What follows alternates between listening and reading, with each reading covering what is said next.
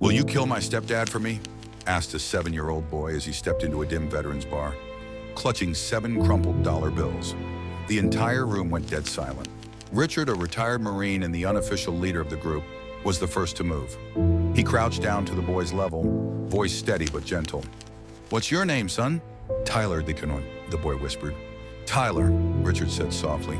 "Where did you get those bruises?" "My stepdad beats me and my mom when he drinks. But tonight was really bad." Richard's jaw tightened. "Where does this stepdad live?" "The blue trailer at the end of Maple Road, about 2 miles from here." Every man in the bar exchanged looks. They all knew that a trailer park. It was a rough place. The kind of place where gunshots didn't even make the news anymore. Tank, a former Army Ranger, stood up immediately. "Let's go handle this right now." "Wait," Richard commanded, his voice cutting through the tension. He looked around at his fellow veterans. This boy just walked 2 miles in the dark, trying to hire soldiers to kill someone for $7. That means he's desperate beyond words. The room fell into heavy silence. Then Razor, an ex-Navy SEAL, muttered, "Cops won't do a damn thing until it's too late. Domestic stuff like this, they show up after someone's dead." Snake, a former infantryman, gripped the handle of his knife. "Then we handle it our way." Tyler's eyes widened, half in fear, half in hope. Richard took a deep breath and said quietly, "Call Doc." Doc wasn't a real doctor. He'd been a combat medic before a dishonorable discharge ended his career. When he saw Tyler's injuries, his face turned pale. "This kid's got broken ribs," Doc said. "Maybe internal bleeding." The room erupted in angry curses. The veterans, men who had seen war, were now ready for another kind of battle. One that wasn't fought overseas, but right here at home. Tyler looked up at them with trembling hands clutching his $7. "Please help my mom," he begged. "He said he's going to kill her tonight." That's when they heard sirens outside.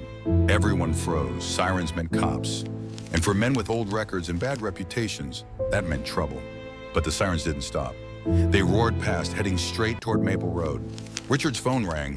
He answered, and his face turned to stone. "There's been a shooting at the trailer park." Tyler's knees buckled. No, my mom." Richard stood up, voice booming with command that only a soldier could summon. "Everyone rides, now!" 15 engines roared to life, echoing through the night like a small army waking from sleep. Tyler held on to Richard as they sped toward the flashing lights in the distance. When they reached the trailer park, the scene was chaos. Flashing red and blue lights, yellow tape, and the smell of burned rubber. Police cars blocked the road, and paramedics moved between shattered windows and screaming neighbors. The veterans parked in formation, silent and imposing. 15 men, scarred by battle but united in purpose, stepped off their bikes like a disciplined platoon returning to a war zone. Cops tensed immediately, hands hovering near their holsters. The patches on the veterans' jackets, symbols of service and fallen brothers, made them look more like a militia than a rescue party. "Sheriff," Richard called out, "we're not here to fight." Sheriff Johnson stepped forward, recognizing him. "Richard, you can't be here right now." "The boy's mother is in there," Richard said. "She's alive," the sheriff answered quickly. "But her husband isn't." Tyler froze, eyes darting toward the flashing ambulance. His stepdad was being loaded inside, handcuffed, bleeding from a gunshot wound. "What happened?" Richard demanded. The sheriff sighed. A neighbor, Vietnam vet named Hank Miller, heard the screaming. Said the man was beating the woman with a bat. When he wouldn't stop, Hank fired once, hit him in the shoulder. Tyler's voice cracked. "Where's my mom?" "In the car over there," Johnson said. "She's hurt, but she's gonna make it." Richard led Tyler through the crowd. When the boy saw his mother sitting in the back of the police car, bruised but alive, he ran to her, sobbing. She held him tight, whispering through tears, "You're safe now, baby." But their relief was short-lived. A woman in a gray suit approached. Clipboard, badge, expression colder than the night air. "I'm from Child Services," she said flatly. "The boy has to come with me. His mother's under arrest." "Ooh, what?" Richard barked. She fought back. Stabbed her husband with a knife. Procedure requires the child to be placed in temporary foster care. Tyler clung to his mother's arm. "No, don't take my mom away!" The social worker reached for him. Richard stepped forward, voice dropping to a dangerous calm. "Back off!" "Sir, I'll have you arrested for interference," the woman snapped. Try it," he said, eyes locked on hers. 15 veterans closed ranks behind him like a human wall. Broad shoulders, steady stances, eyes that had seen too many battles to be intimidated now. The tension was electric. Officers gripped their weapons. Veterans stood unmoving. Tyler's cries echoed through the flashing lights. Sheriff Johnson looked around and realized, if someone made a wrong move, this night would end in blood. "Everyone stand down," the sheriff shouted. "Nobody's taking this kid anywhere until I make some calls." He walked to his car, grabbed his radio, and spoke in a low tone. 10 minutes later, headlights approached.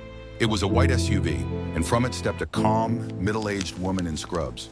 Richard's face softened. "That's my wife," he said quietly. She approached the social worker. "I'm a licensed nurse and certified emergency foster parent. I'll take custody of the boy tonight." "That's highly irregular," the social worker protested.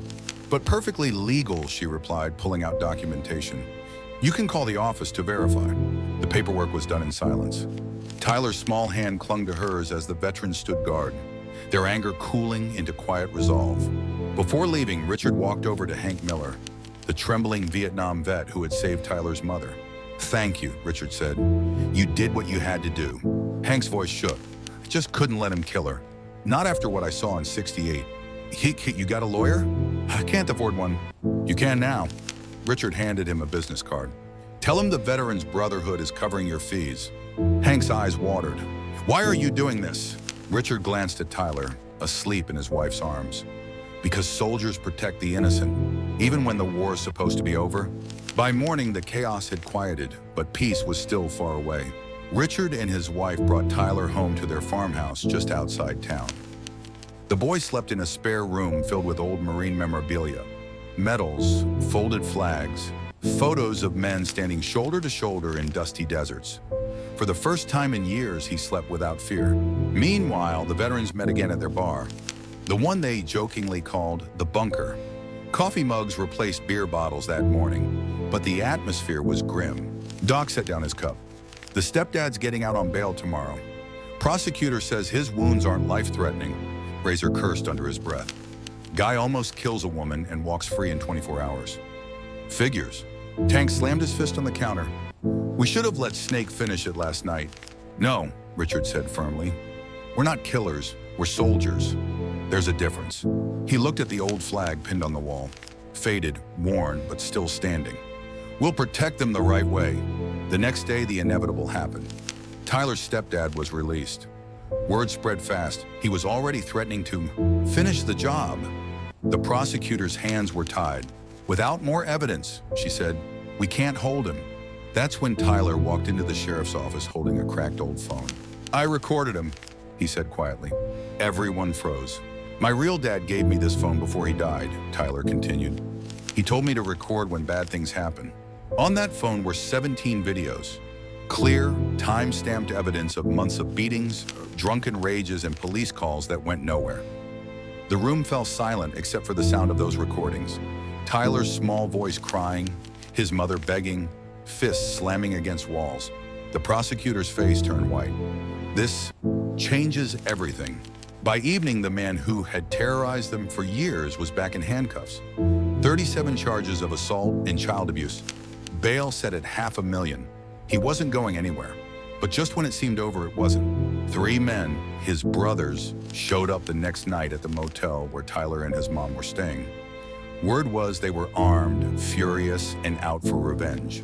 They didn't know that 15 veterans were already waiting in the parking lot. What happened there never made the news, but everyone in town heard the rumors. No guns fired, no blood spilled, just 3 angry men who left town before dawn, limping, bruised, and terrified enough never to come back. When asked later, Richard only said they decided to relocate for health reasons. Weeks later, the court sentenced Tyler's stepdad to 8 years in prison. His brothers vanished from the county entirely. The old Vietnam vet, Hank Miller, was cleared of all charges and honored by the mayor for bravery. His lawyer, paid for by the Veterans Brotherhood, made sure his record stayed clean. Tyler and his mom finally moved into a small apartment across town. It wasn't much, but it was safe. Every evening, one of the veterans would drop by, pretending to check the locks or fix a light. Everyone knew they were guarding her. Tyler kept those 7 crumpled dollars in a frame on the shelf. Years later, when Richard asked him why he never spent them, Tyler smiled. Because those $7 bought me an army of guardian angels who look like soldiers. Now, every Thursday night, the veterans still meet at the bunker. And if a child ever walks in asking for help, they remember Tyler and the night they chose to be protectors instead of warriors. Sometimes the men most familiar with violence are the ones who know exactly when not to use it. But here's the question. Do you think justice came from the system that night, or from the men who refused to let it fail again?